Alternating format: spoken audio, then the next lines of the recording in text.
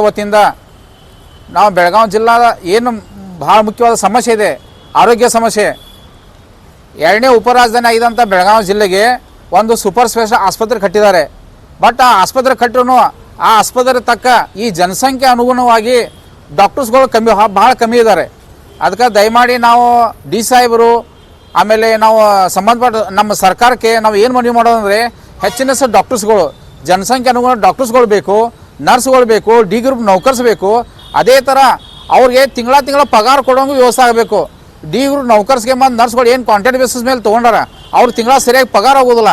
ಆ ಪಗಾರ ಆಗದಕ್ಕೆ ಅವ್ರಿಗೆ ಕೆಲವೊಂದೆಲ್ಲ ಸಮಸ್ಯೆ ಬರ್ತಾವೆ. ಹಳ್ಳಿಯಿಂದೆಲ್ಲ ಜನ ಬರ್ತಾರೋ, ಎಲ್ಲಿಂದ ಗೋವಾ ಕರ್ನಾಟಕದಿಂದ ಜನ ಬರ್ತಾರಲ್ಲಿ, ಮಹಾರಾಷ್ಟ್ರದಿಂದನೂ ಜನ ಬರ್ತಾರೆ, ಎಷ್ಟೋ ಗರೀಬ್ ಜನ ಎಲ್ಲ ಬರ್ತಾರೆ. ಬಟ್ ಅವ್ರಿಗೆ ಆರೋಗ್ಯ ವ್ಯವಸ್ಥೆ ಎಲ್ಲ ಟೆಕ್ನಿಕಲ್ ಇದ್ರೂ ಸರಿಯಾಗಿ ಆರೋಗ್ಯ ವ್ಯವಸ್ಥೆ ಸಿಗ್ತಾ ಇಲ್ಲ. ಯಾಕೆ ಸಿಗ್ತಾ ಇಲ್ಲ ಅಂದರೆ ಅಲ್ಲಿ ಡಾಕ್ಟರ್ಸ್ಗಳು ಕಮ್ಮಿ ಇದ್ದಾರೆ, ನರ್ಸ್ಗಳು ಕಮ್ಮಿ ಇದ್ದಾರೆ, ಹಾಗೂ ಡಿ ಗ್ರೂಪ್ ನೌಕರ್ಸ್ ಕಮ್ಮಿ ಇದ್ದಾರೆ. ತಾಬರ್ತು ಅವ್ರನ್ನೆಲ್ಲ ಭರ್ತಿ ಮಾಡ್ಕೋಬೇಕು. ಭರ್ತಿ ಮಾಡ್ಕೊಂಡು ನಮ್ಮ ಬೆಳಗಾವಿ ಸಿಟಿ, ಬೆಳಗಾವಿ ಜಿಲ್ಲೆ ಎಲ್ಲ ನಮ್ಮ ಸಮಾಜ ಬಾಂಧವರು, ಎಲ್ಲ ನಮ್ಮ ಬೆಳಗಾವಿ ಜಿಲ್ಲೆ ನಾಗರಿಕರಿಗೆ ಒಂದು ಒಳ್ಳೆಯ ಆರೋಗ್ಯ ಕೊಡಬೇಕು ಸರ್ಕಾರ ಅಂತಿಕೊಂಡು ನಾನು ಮನವಿ ಮಾಡ್ಕೋತೇನೆ. ಧನ್ಯವಾದಗಳು. ದುರ್ಗೇಶ್ ಮಿತ್ರಿ.